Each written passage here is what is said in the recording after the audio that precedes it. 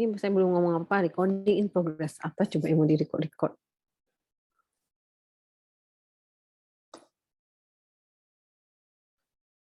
Ini kuliah terakhir ya di steril. Habis ini kalian sama Pak Salman. Saya tuh paling ini yang di kampus-kampus ini pada nggak pakai headset terus ngobrol-ngobrol ketahuan pula. Nggak pakai headset kan ini kampus yang belakang-belakang yang loker-loker kuning nih. Jadi suara saya tuh terdengar seorang yang tidak ini kan, atau jangan-jangan laptopnya mute lagi.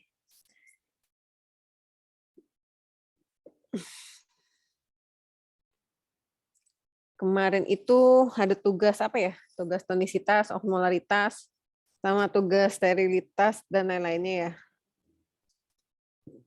Ada yang diupload, ada yang tidak diupload, tapi dicek. Taruh.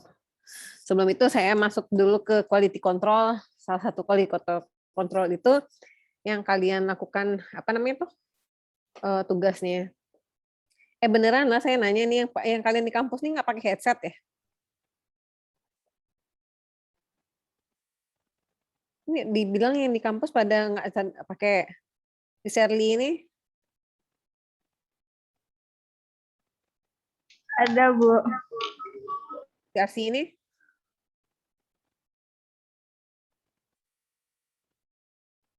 Hah, nggak pakai headset kamu ya?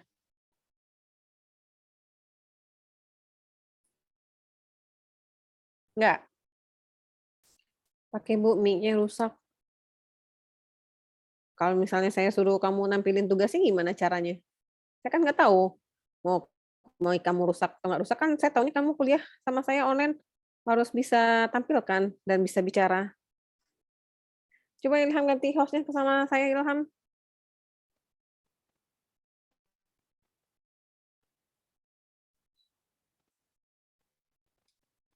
Oke, thank you.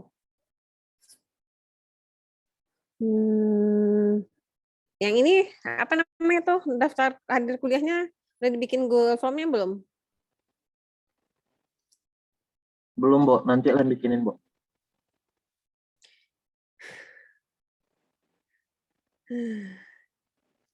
Tunggu kuliah saya selesai dulu baru dibikin Google Form-nya ya.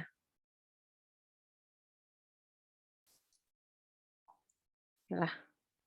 Serahlah mau bikin, dibikin. Yang penting nanti pas laporannya sama materinya kamu harus kasih sama orang akademik. Karena orang akademik juga ngasih daftar hadirnya ke saya. Oke, quality control parenteral product. Nah, ini harusnya kan kalian udah bikin jurnal ya. Apa aja ya quality control untuk parenteral product ini, Adini Zulmiza? Iya, Bu. Kalau untuk sediaan parenteral seperti injeksi volume besar harus ada harus ada uji endotoksisitasnya, Bu. Terus harus ada uji pirogenitas. Terus harus ada uji fisik. Dia terdiri dari uji fisika, uji kimia, dan uji biologi, Bu. Harus ada uji kalau uji biologinya uji antimikrobalnya, Bu. Kalau uji fisikanya uji kejernihannya, Bu. Terus uji kejernihan, uji kesesuaian. Bentar, Bu. Kalau uji kimianya uji organoleptisnya, Bu. Terus masuk organoleptik, yang organoleptik itu masuk yang fisika dia tuh organoleptik, namanya organoleptik. Kamu lihat cara fisiknya. Kimianya ya, apa yang kamu uji kimianya? Kalau uji kimianya uji kejernihannya, Bu. Mana ada kimia uji kejernihan?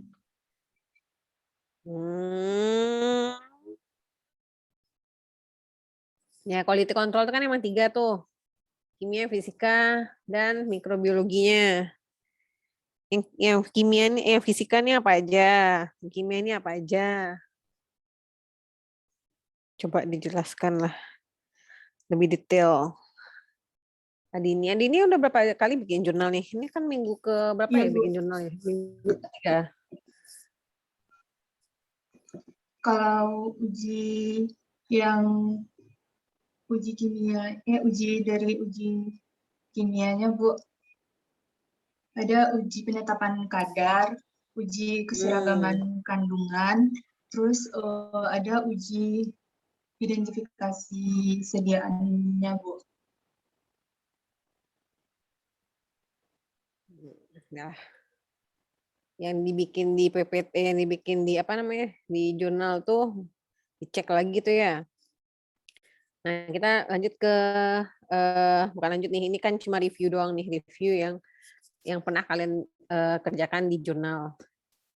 Ini karakteristik sediaan parenteral, pertama sterilitasnya, berarti kalian harus menguji sterilitasnya. Bebas dari kontaminasi pirogenik dan endotoksin. Nah, ini khusus untuk sediaan volume besar. Bebas partikulat untuk semua sediaan larutan, mau volume kecil maupun volume besar. Stabilitas secara fisika, kimia, dan mikrobiologi. Makanya kalian melakukan uji untuk ketiga ini. Terus kompatibilitas dengan sediaan parenteral, terutama volume kecil dalam campuran. Makanya kemarin kan kalian udah menghitung cara EV admixture dan terakhir dia isotonis. Nah, kalau misalnya kalian melakukan quality control di tingkat industri itu, maka pertama kali harus dilakukan quality control pertama itu adalah di tahap preformulasi. Makanya ketika praktikum pertama kali itu, kalian diajarkan untuk melakukan preformulasi sediaan. Nah, kemudian baru kalian melakukan analitik sediaan jadinya. Analitik sediaan jadi itu yang kalian lakukan kalau ada yang praktikumnya online, berarti tidak melakukan langsung ya, tapi tahu apa step-stepnya. Kalau praktikum yang luring, mungkin ada yang melihat uji partikulat pakai latar belakang yang papan itu loh, latar belakang putih dan latar belakang hitam salah satunya. Kemudian pengujian kemasan dengan penutup. Ini salah satunya kalau misalnya di industri farmasi itu atau di kalian juga misalnya kemarin ada yang praktikumnya membuat apa namanya sediaan volume kecil pakai ampul. Pakai ampul itu kan di apa namanya itu pakai api ya ditutup. Nah, sealing itu apakah berhasil atau tidak? Kemudian ada penunjang pengembangan proses. Nah, ini nih dari apa namanya pengembangan proses. Pengujian selama proses ini lebih banyak dilakukan di industri farmasi, termasuk uji polosan dan penelitian pencampuran. Tapi kalau misalnya pengujian sterilitas, pengujian toksin bakteri, dan pengujian partikulat itu dilakukan ketika bisa dilakukan ketika skala laboratorium. Nah, tugas kemarin kan udah ditugaskan apa perbedaan uji sterilitas dan endotoksin, nanti silakan dipresentasikan.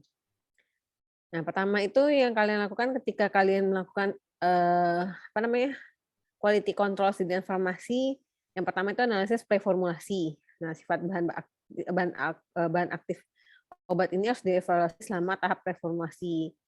Apa aja tuh? Mengikuti yang tadi disebutkan organoleptiknya, warna, bau, ukuran partikel, bentuknya, kristalinitas. Nah, itu termasuk organoleptik. Kemudian kalian juga bisa mendapatkan keterangan suhunya. Suhu apa? Suhu lebur. Karena kalau misalnya dari suhu lebur itu kalian bisa menentukan apa fungsi kalian tahu suhu leburnya di sini? Altaf Fitrah. Apa fungsi kita mengetahui suhu lebur dan profil analitik termal?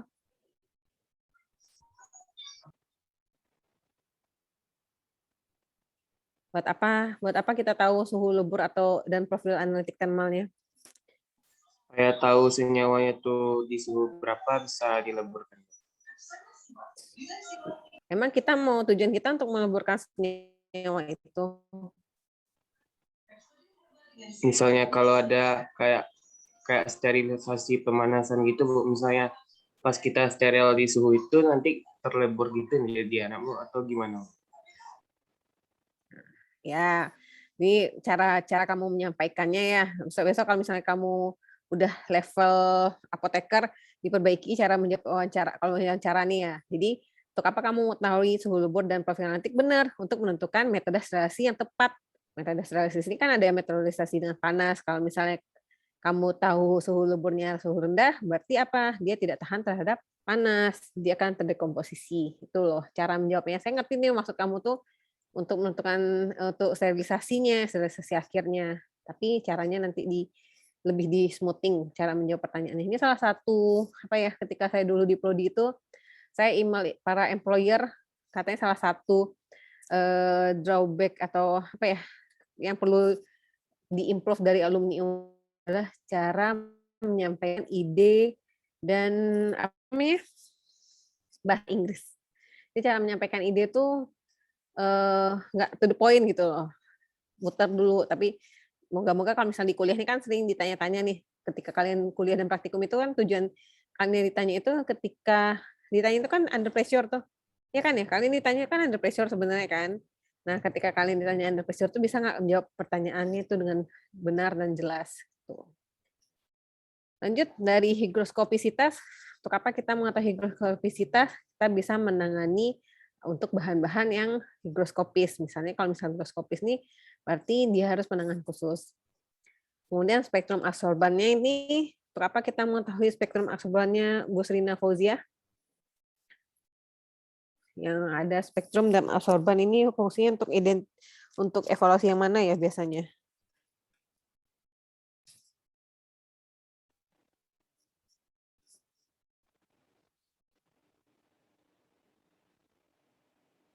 Nah, Bu Srina, terkait dengan ini juga, terkait dengan ini kan kalian formulasi itu kan dari awalnya mengetahui bahan baku sampai selesai. Nah, bahan baku tuh bahan baku yang zat aktif maupun excipientnya. Nah, sini kalian ada salah satunya kalian mengetahui spektra absorban. Untuk apa itu spektra absorban kira-kira Permata kasih?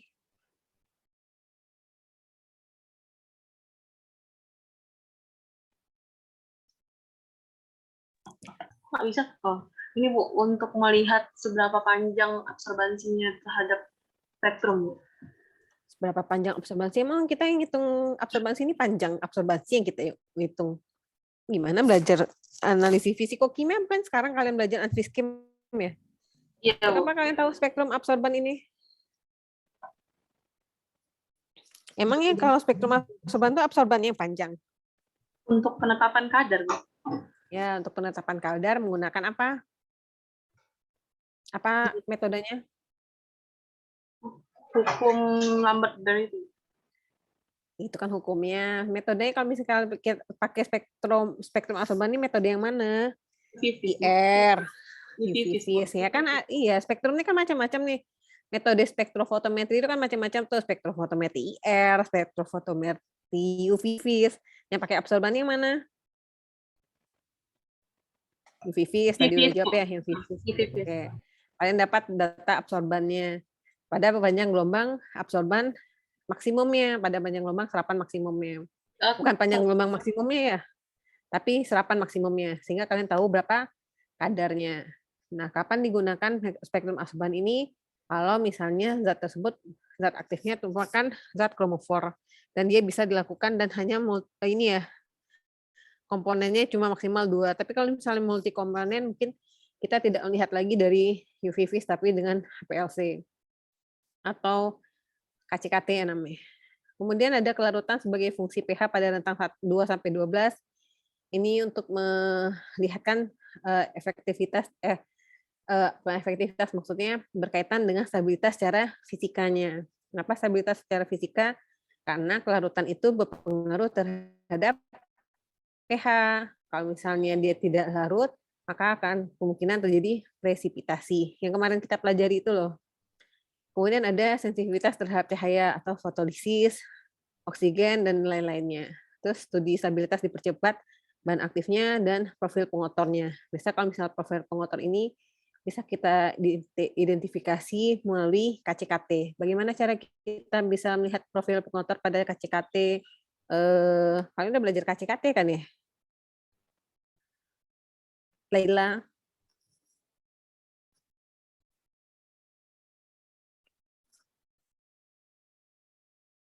Kalau pada UV-Vis bisa juga, tapi nggak jelas dia. Pada KCKT gimana cara kita lihat profil pengotor?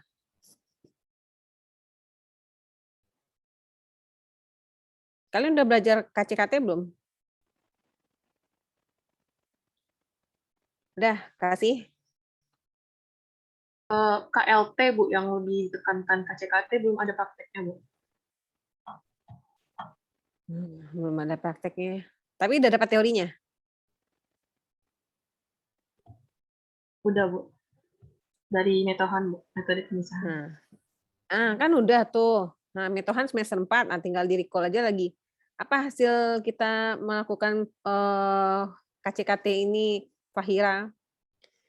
Misalnya kita udah melakukan analisis menggunakan KCKT, apa yang gambar yang kita dapatkan itu namanya?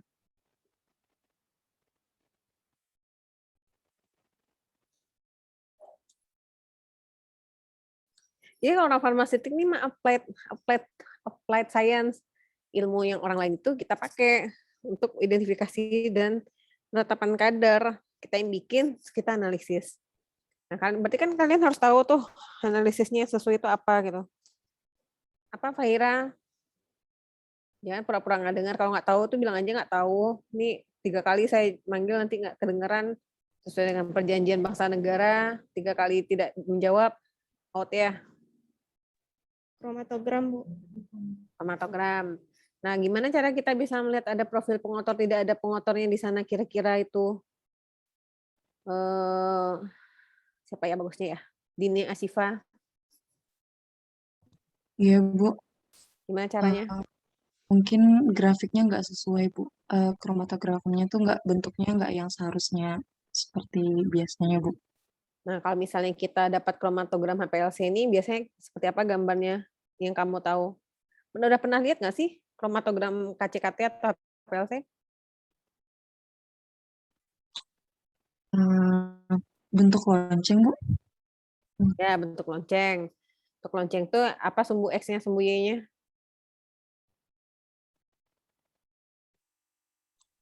Lupa, Bu. Apa tuh, Serina, sumbu X, sumbu Y-nya?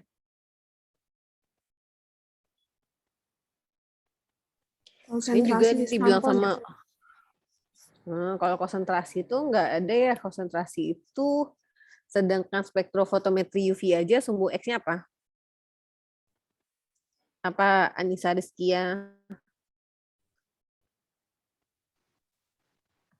Kalau spektrum UV, sumbu X-nya apa?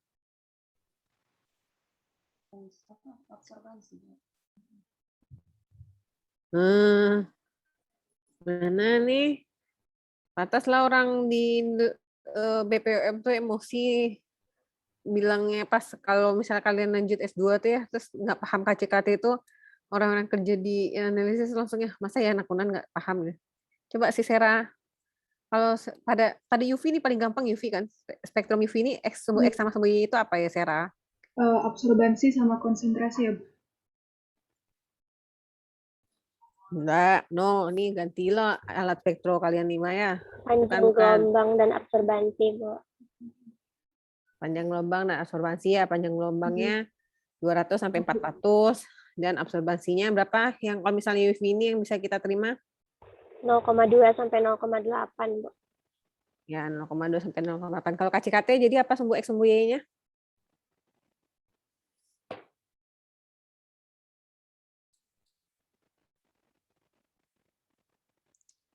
Ini berhubungan sama profil pengotor ini loh.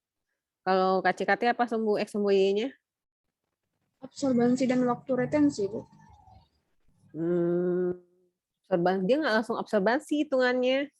Bukan, apa ada namanya AUC, apa tuh AUC? Intensitasnya dan waktu retensi. Ya, intensitas itu disebut dengan AUC. Apa itu AUC? Area under curve, Bu. Yes, area under curve. Jadi kan misalnya kalian dapat kromatogram itu kan yang tadi disebutkan teman-temannya kayak ada kayak bentuk lonceng. Pasti itu yang si kadar itu dalam bentuk lonceng itu disebut dengan AUC-nya. AUC itu dilihat dari intensitasnya sumbu Y-nya. Nah, pertanyaan sekarang nih, kalau misalnya dia ada pengotor dan dia ada zat aktif, seperti apa bentuk kromatogramnya?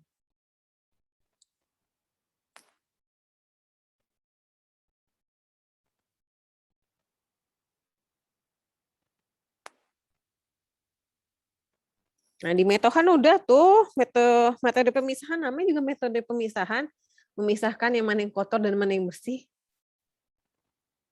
Gimana caranya memisahkan? Kan ada profil pengotor tuh, salah satunya bisa kita deteksi dengan HPLC.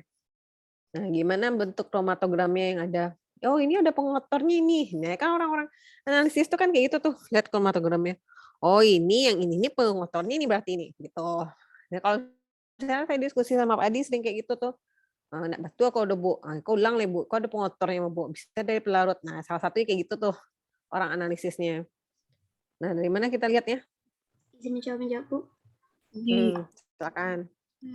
Jadi kalau di kromatogram itu kan nanti kan ada waktu retensi gitu, Bu. Nah, jadi waktu retensi itu kayak sidik jari juga buat suatu zat gitu. Jadi dari waktu retensi yang dihasilkan di kromatogram itu bisa kita lihat itu ada berapa senyawa yang ada di sampel yang kita masukin, Bu. Jadi kalau misalkan kita udah tahu waktu retensi dari suatu zat yang aktif yang kita masukin itu, dan apabila ada muncul gelombang di gelombang yang lain, berarti itu termasuk pengotor.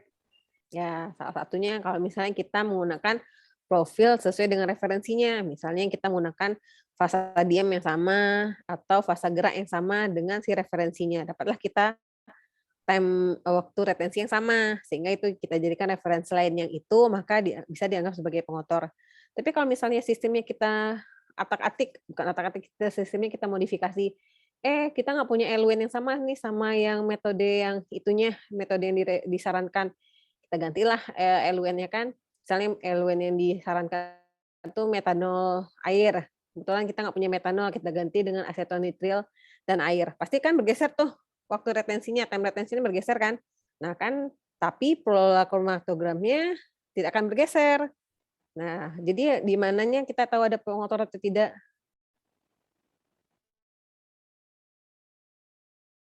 Jawabannya dari pola kromatogramnya.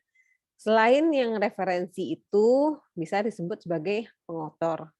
Misalnya referensi kita zat aktif nih, zat aktif kita bentuk bentuk kromatogramnya sini, terus dia mempunyai intensitas yang besar, AUC-nya yang besar. Nah, itu adalah si zat aktif kita. Selain itu yang pik-pik kecil, nah itu bisa dianggap sebagai pengotor. Itu yang disebut dengan profil pengotor yang bisa kalian detect di HPLC. Itu loh cara aplikasi. Sebenarnya aplikasi ketika kalian nanti ujian UKI, CBT ataupun OSCE, salah satunya adalah pertanyaan ke analisis seperti itu. Lanjut, pengujian sediaan parenteral. Ini sudah di dalam kepala semuanya, bukan di luar kepala ya. Di dalam kepala ketika ujian tinggal dikeluarkan di dalam jawaban. Nah, kalian menguji dengan identifikasi untuk bahan aktif obat, terserah metode identifikasi apa yang sesuai dengan si zat aktifnya.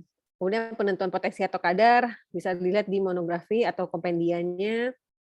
Menentukan produk hasil uraian atau pengotor, misalnya selama proses itu mengakibatkan adanya penguraian atau ada pengotor, maka kalian bisa melihat dari profil HPLC-nya. Kemudian kimia itu, pH itu termasuk uji kimianya.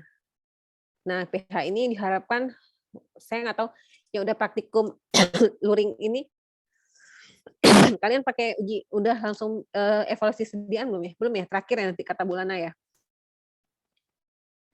Moga-moga pas terakhir ada evaluasi, tapi saya maunya evaluasi itu luring juga sih sebenarnya. Jadi pakai pH meter yang pakai katoda anoda itu.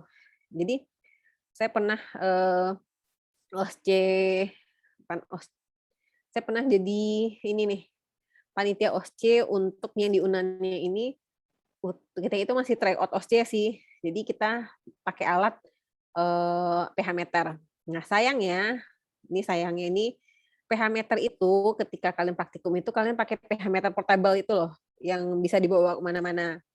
Sementara syarat di ujian itu kalian menggunakan pH meter yang pakai katoda dan anoda.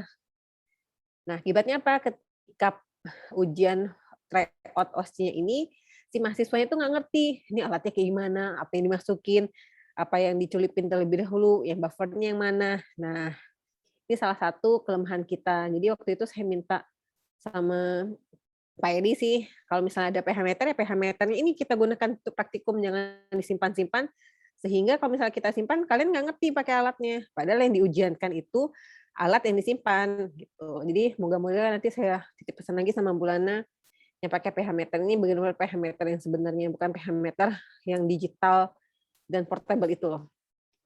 Terus kalian juga melakukan uji osmolaritas. Ini kalau misalnya pakai alatnya osmometer, terus lihat penampilan warna ada perubahan atau tidak, menentukan kandungan eksipien kritis dan hasil urai utamanya. Bisa juga lihat distribusi ukuran partikel untuk emulsi dan suspensi dan kandungan air untuk sediaan liofilisit. Sediaan liofilisit ini sediaan yang kalau misalnya kalian bikin injeksi yang kering, injeksi powder yang kering. Jadi injeksi yang powder itu kalian, ini artinya apa? Yang telah kering bekukan. Nah, beku ini alatnya kita punya di lab, ada di lab risetnya, di lab penelitian, namanya freeze dryer. Nah, liofilisit ini juga kita harus menentukan kandungan airnya.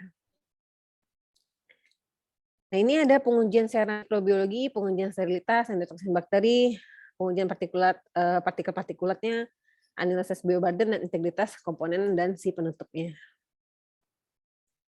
Ada juga pengujian yang lain terkait dengan ini, terkait dengan kemasan dan penutup. Ada komponen kemasan produk parenteral, kontainer gelas atau plastiknya, penutup elastomer. Jadi saya pernah juga dapat soal, bukan dapat sih, maksudnya saya lihat soal OSCE itu malah penentuan bagian yang lampiran farmakope itu loh, bagaimana cara menguji apa sih yang tipe-tipe gelas atau tipe kaca untuk kemasan itu loh, bagian belakang deh di farmakope. Nah, si mahasiswa farmasi di UNAN kan jarang mau baca farmakope yang aslinya kan. Nah, kalau misalnya kalian rajin tuh baca farmakope yang aslinya bagian belakang itu, ada keterangannya apa yang harus dilakukan, apa yang harus ditambahkan. Tapi ujian itu banyak yang kosong jadinya. Kemudian ada penutup elastomer yang misal berasal dari karet alam atau sintetis atau kantong plastik. Nah, ini dijelaskan tadi kemasan ini dan penutup ini pengujiannya pasti ada di kompendia, pasti. Nah, tinggal kalian membaca di kompendianya apakah uji yang sesuai terhadap si kemasannya. Nah, ini ada penunjang pengembangan proses. Biasanya ini sudah yang misalnya untuk di skala besar, skala pilot ke atas, misalnya kalian bisa memisahkan bahan aktif dengan berbagai macam uraian.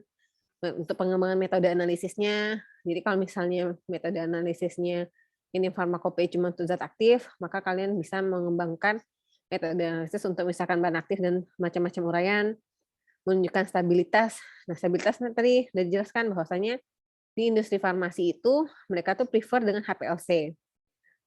Uji apapun mereka HPLC, biarlah kalau HPLC ini kan kalau misalnya kita student mahal ya, kalau misalnya karena apa, pelarutnya kan pro HPLC, bukan pelarut yang biasa, maka pro HPLC itu kan jauh lebih, purity-nya lebih besar, 99,9%, sehingga harganya lebih mahal. Nah, oleh karena itu banyak yang misalnya melakukan dengan ya udah kita dengan cara UV-vis, tapi kalau misalnya industri lebih HPLC oriented.